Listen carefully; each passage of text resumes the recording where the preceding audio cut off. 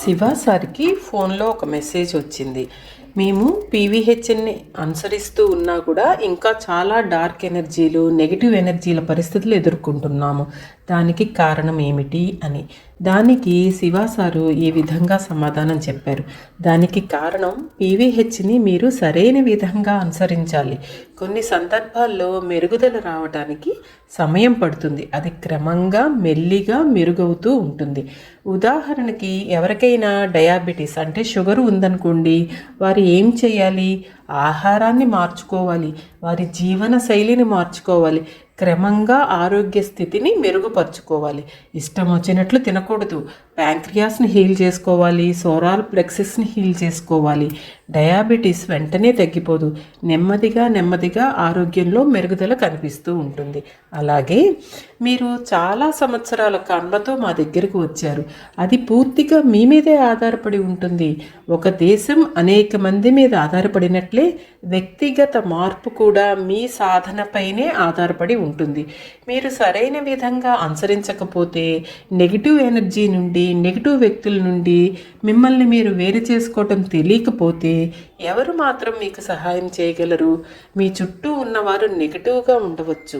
ఆమె మీ భర్త, భార్య, తల్లి, తండ్రి, మీ స్నేహితులు, మీ ఆఫీస్లో ఉన్న వాళ్ళు ఎవరైనా కావచ్చు. మీరు డిటాచ్మెంట్ నేర్చుకోకపోతే ఎవరు మాత్రం మీకు సహాయం చేయగలరు? ఉదాహరణకి నిన్న రొజారియో చాలా బాధపడింది. నా స్నేహితురాలు నాతో మాట్లాడటం లేదని చెప్పింది. చాలా సంవత్సరాల స్నేహం ఉందిట.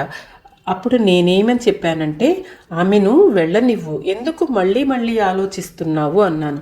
కానీ రొజారియో లేదు, నేను కాల్ చేయాలి అంది. నేనేమని చెప్పానంటే, కాల్ కూడా చేయకు, ఆమెకు కావాలనిపిస్తే ఆమె కాల్ చేస్తుంది.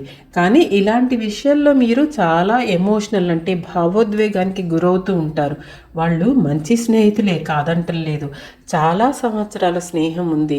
కానీ మీరు ఎప్పుడైతే దివ్యాగ్ని అంటే డివైన్ ఫైర్ చేయటం మొదలుపెట్టారో అప్పుడు మీరు లైట్గా మారుతూ ఉంటారు.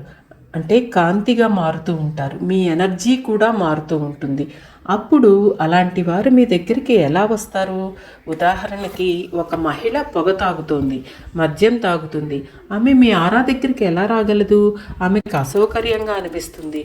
మీతో తనను తాను పోల్చుకొని తక్కువగా భావిస్తుంది. అప్పుడు ఆమె మీకు దూరం అవుతుంది.